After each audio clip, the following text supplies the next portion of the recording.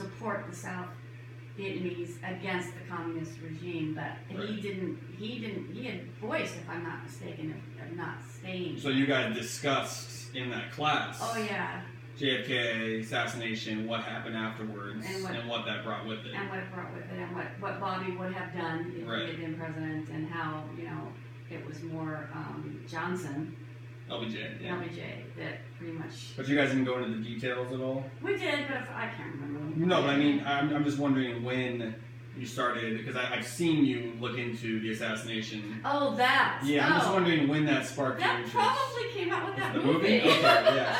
The one with Kevin Costner. Right, okay. I mean, I already believed, because I'd already heard about the Zapruder film. I'd already seen it growing up my entire life. You hear about it your whole life. Yes.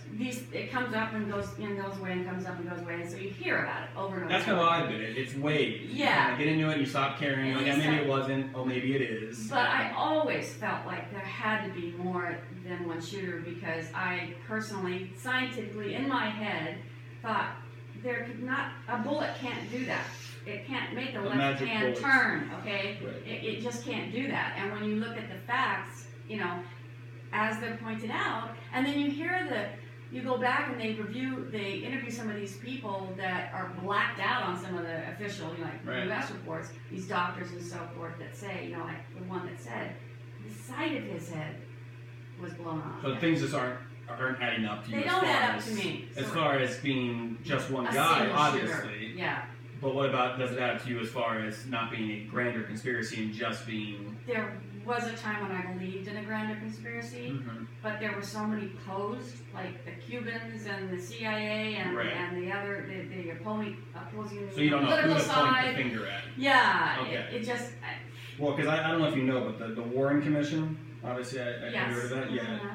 They found that Oswald acted alone Mhm. in 1979. But I'm who sorry. was on that? There were people that were on that were people that are questionable. Right, exactly. You know, It's as just, far as their political aspirations. I think it's safe to say that the majority of the country does not believe any commission report that the official government releases.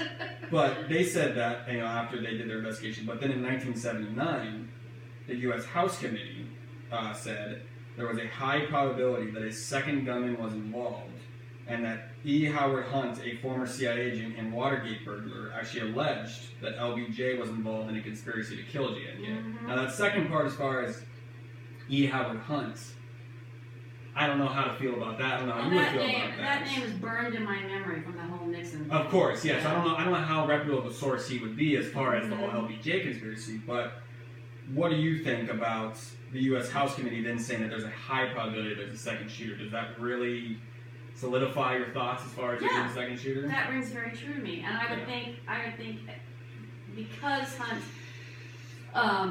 you know, people don't think that he's valid because of the whole Watergate thing and all that, but I think that those kind of people actually are the ones that have the information.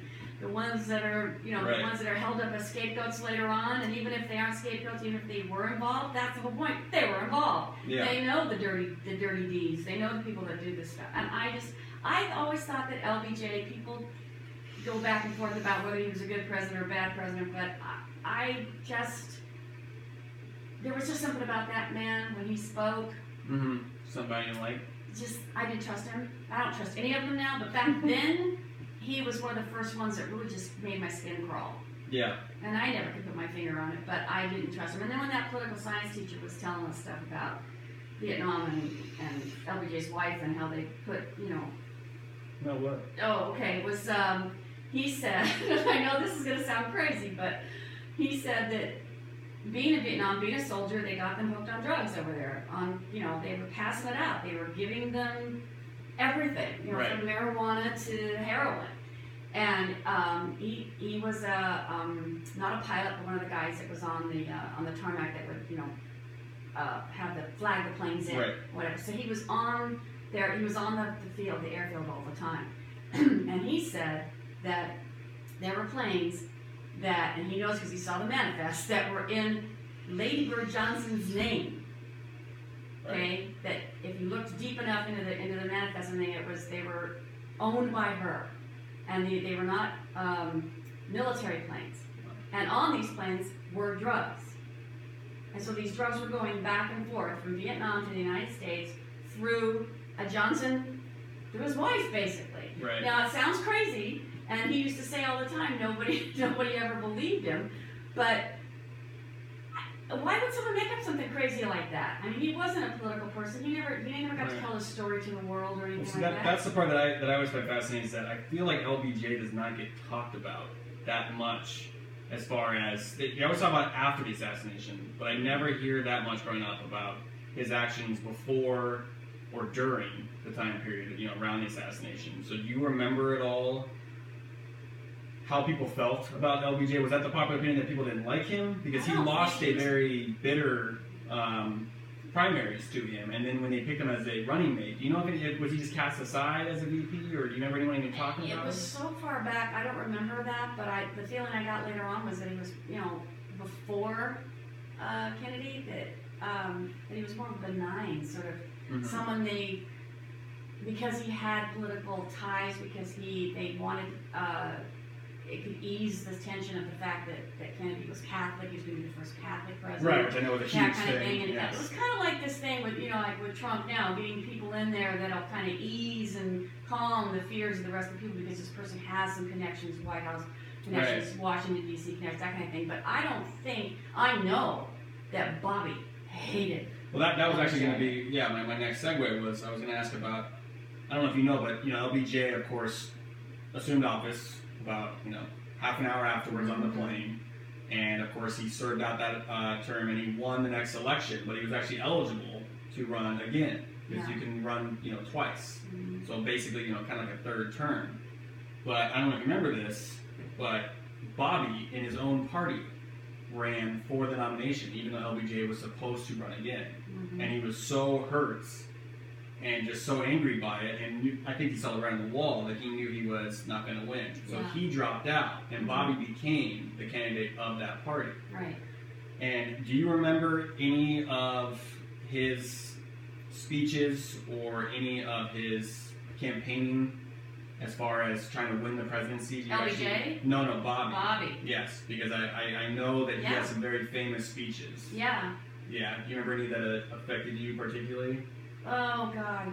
Because there's one that I'm hoping you remember, because I see it all the time, but I never knew when it took place, but it's when Bobby Kennedy was standing on a flatbed truck, and he had the megaphone. Yes, just pictures coming to my mind as you're saying. Yes, you see, that's what I was going to say, is that we all see that picture so often, but we never actually listen to the words. Now, exactly, I just found out was that at college? that was actually right after, like almost the day of the MLK assassination. Oh, yes. Yes. Oh, my God. And people were so afraid that there was going to be riots and violence. Yes. And they actually warned him, and they suggested that he not go out there. And he ripped up the speech he had, for the most part, I'm summarizing here, and he went out in that flatbed truck in front of this crowd that some had heard, some hadn't yet, and talked on a megaphone about MLK's death. Where was he? I believe it was Illinois. I could be wrong on that, but I'm just wondering if you remember that, or I remember the picture. Because that must have been a huge moment. The picture in my head is extremely clear with that, but as far as the speech itself, again, I probably would have been too young to really remember that. But right. I do remember the picture. I do remember the scene, and I do remember that was a very important speech. But every time he spoke, he spoke about things that I believed in. Right. Equality.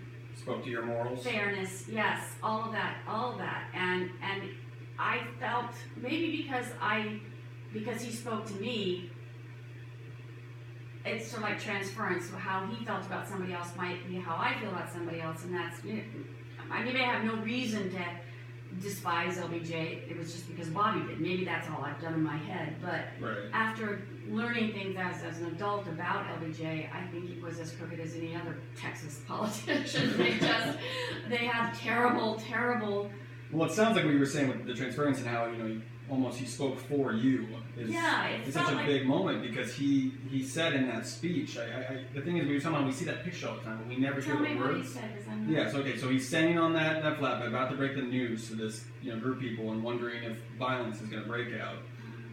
And he said, "For those of you who are black and are tempted to fill with, be filled with hatred and mistrust of the injustice of such an act against all white people, I would only say that I can also feel in my own heart the same kind of feeling. I had a member of my family killed, but he was killed by a white man.